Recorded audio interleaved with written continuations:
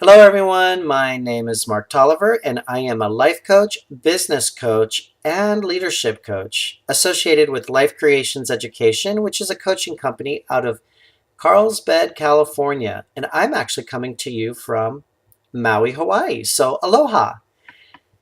If you're tapping in for the first time, I keep a nugget in each video. So, please stay on the video because you'll understand this. I have been doing an intention series since January, and now we're up to video 41.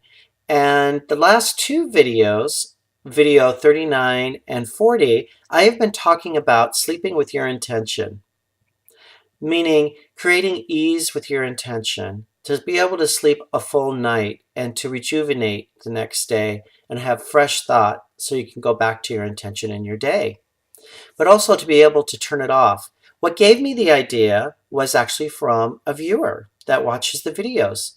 And she has been working with her intention. She gets so excited about her intention, she can't sleep at night.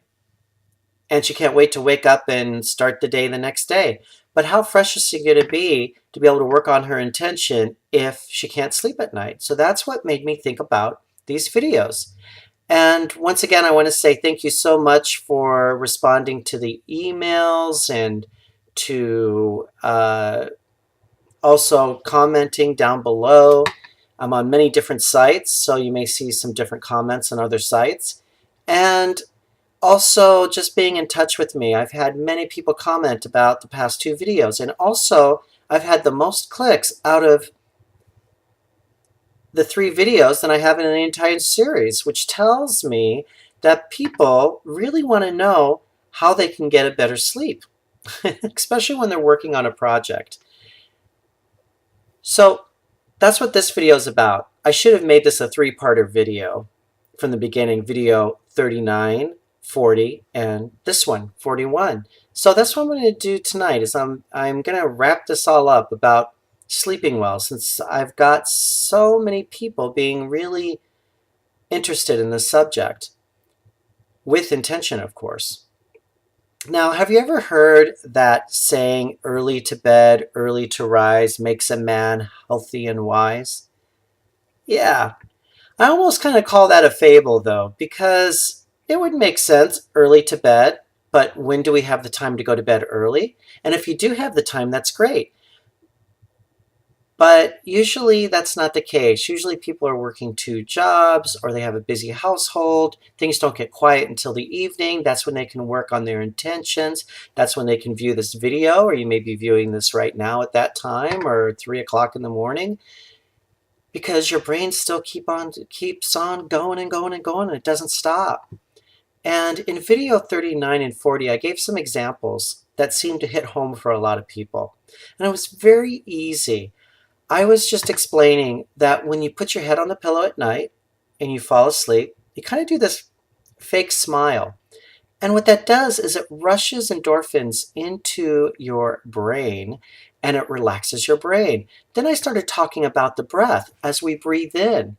And it's a way of clearing your mind, bringing oxygen to your brain. So while you're doing that fake smile on your pillow, you're also breathing in, counting to 3, and breathing out, counting to 3. What that does is it brings oxygen to the brain. When you let out, there's actually no thought. You don't think. It's clarity. It gets clear. Sometimes yogi masters in yoga, when you're doing yoga, they do a lot of this when they're doing their movements because they're not caught up in their thought. They're just moving with the body. And this is what will relax you and help you fall asleep. Then in video 40, I'm talking about actual breath and why that breath is so important. And it's a great breathing exercise to do when you're stressed, when you're nervous, if you've got something going on, you have to present. I'm a speaker, so I'll do the breathing exercise and get all that nervous chatter out of my mind. And it's funny because all that self-talk, all that chatter that happens while you're sleeping on the pillow or before you go to do a presentation on stage, or you're just sitting, even trying to read a book, and that chatter still keeps on going on. That is like the size of a peanut, believe it or not, just this big. And all those voices are in that little space in your brain. So how do we quiet that down? How do we let that drain out?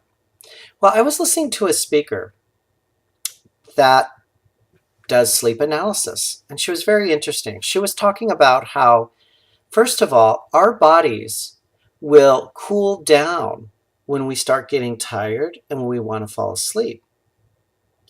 And then our bodies will reheat up to wake us up. Like everything gets vitalized and then you're awake. And it's usually the heat. So coming from your body. So what I'm trying to explain is that sometimes there's this cool down that needs to happen. She also talked about that we all have our natural rhythms on when we sleep. Yes, we can program ourselves to fall asleep. Just like, I'm sure, like when you were a kid, if you had parents that told you had to be in bed by 8 or 9 o'clock and then you could wake up early in the morning for school. It's kind of like a programming technique. It's kind of like a way of keeping the rhythm. You get ready, change into your pajamas, brush your teeth, and then go to bed or wash your face. There's usually a rhythm, and you probably have a rhythm too before you go to sleep at night. So the hard part is when to do those rhythms, because with people now working 2 jobs, or if you have a busy family and the only quiet time you have is at night when everybody's asleep, like you're probably watching this video right now, that is already part of it that is changing your time that you should go to bed naturally. Now, some people wake up with the birds in the morning. Some people fall asleep late at night. To tell you the truth, I'm both. I stay up late at night and I wake up early. I'm a coach, and since I live in Hawaii, I have to wake up super early to do my coaching sessions, which I do on the phone, to my clients on the mainland. So they're usually 3 to 5 to 7 hours difference. Or if they're across the world, then it could be a whole different time zone. And it could be 24 hours. So I've got to correlate that right too. So it's not too early for them or too late for them. So what I'm saying is there are circumstances that happen that will kind of screw up your natural body rhythm, or that will put it off base. And that's why the mind is thinking so heavy before you go to bed. Now, we can get into a nice normal routine, and pretty much we all do that. And we can get ourselves to do that, but then there's the toss and the turn. So what she was suggesting in this lecture was that before you go to bed at night, and before you do your ritual of changing into pajamas, brushing your teeth, washing your face, then going straight to bed, is before you do that, just take a second, and before you walk into your bedroom, or if you live in a studio or a dorm, before you actually sit on that bed, is to really kind of reflect about your day. Before you do that, just reflect about your day. And if you're the type that likes to journal and journal out your day, that's when you do it. Don't do it in bed. That surprised me because I'm always assigning journal assignments. And she was saying that it's good to not let your mind go even while you're sitting on the bed, because that's where you're going to sleep. You need to turn off your mind. So running through your day is good to do before you go to sleep. And also to dim the lights. Turn the lights down before you fall asleep. Definitely have the lights dim when you go into your bedroom, or get a dimmer switch, something like that, so you can dim those lights down and have soft light. She also said, actually, talking about light, is during the day to try and get as much natural light as you can, because it'll give you a better sleep at night. It stimulates the brain. And if you can't get natural light, like if you're in Alaska or something like that, there are light boxes, but she said that that wasn't totally necessary. that usually just being able to have real sunlight is probably the best for sleep. And then a nice dark room to sleep in and a cool room to sleep in. So anyway, talking about sleep once again is if you can get all those thoughts out, then fall asleep, put your head on the pillow, do that fake smile, breathe in, breathe out, no thought, and happy sleeping. So my homework assignment to you, of course, is journal if you can, or just think about your day before you walk in the bedroom or before you put yourself in that bed. Get all those thoughts out, do your normal routine, put your head on that pillow, smile, breathe in, breathe out,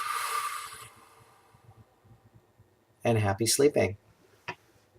So I'll talk to all of you next Thursday. I would love to hear your comments down below this video. And you can personally email me. I will get back to you. I would love to hear your response because I make these videos fresh from the comments that everyone makes once a week. Okay, so happy sleeping, everyone. Aloha.